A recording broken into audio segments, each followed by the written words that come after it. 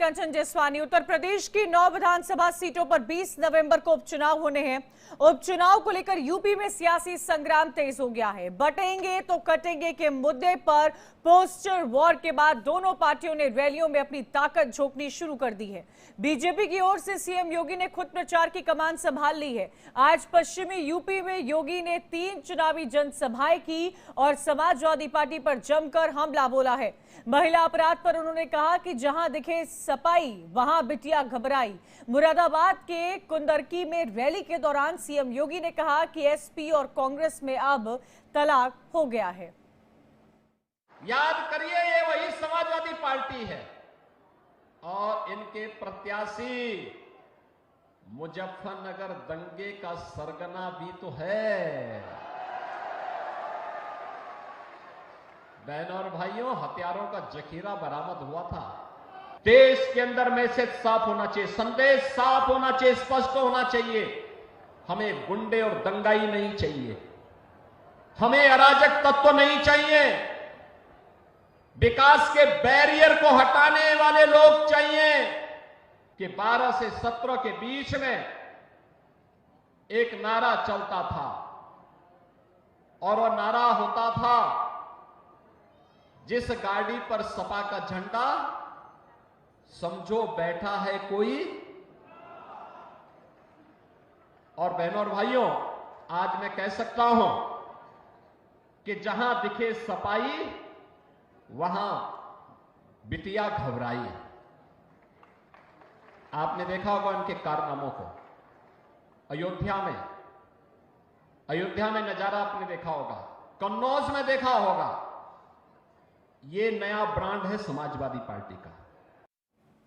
मुजफ्फरनगर के मीरापुर में सीएम योगी ने कहा कि समाजवादी पार्टी को हिंदू त्योहारों से दिक्कत है। उन्होंने कहा कि जम्मू कश्मीर विधानसभा में आर्टिकल 370 को लेकर प्रस्ताव लाया गया। कांग्रेस इस मुद्दे पर क्यों चुप है? कांग्रेस और समाजवादी पार्टी अपनी स्थिति स्पष्ट करे।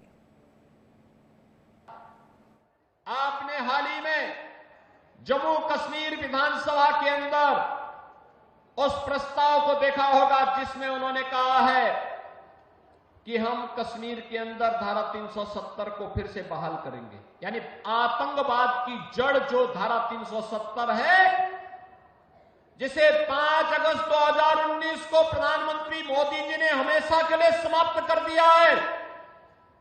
कांग्रेस और समाजवादी पार्टी को अपनी स्थिति स्पष्ट करनी चाहिए कि जम्मू कश्मीर विधानसभा के इस प्रस्ताव पर वो बोले।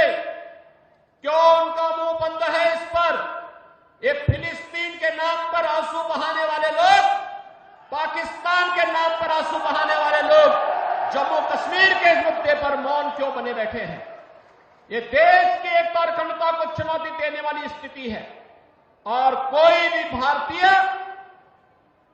राष्ट्र की एकता और अखंडता को कतई पर किसी प्रकार की चोट को स्वीकार नहीं करेगा। ये देश की एकता और अखंडता को चुनौती देने वाली स्थिति है और कोई भी भारतीय राष्ट्र की एकता और अखंडता को कतई पर किसी प्रकार की चोट को स्वीकार नहीं करेगा।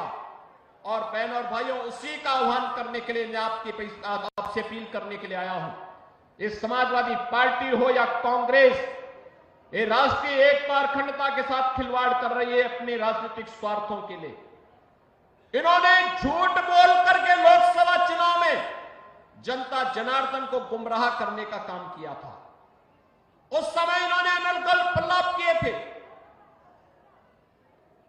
बाबा साहब भीमराव अंबेडकर जी के बारे में, संविधान के बारे में झूठ बोल करके जनता को गुमराह करने का कुत्सित कार्य किया था।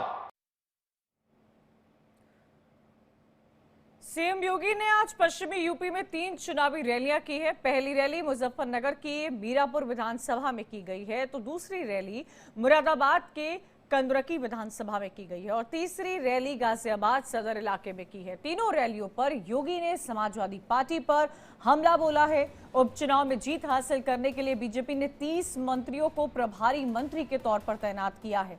उत्तर प्रदेश की 9 सीटों पर 13 नवंबर की बजाय अब 20 नवंबर को वोटिंग होनी है।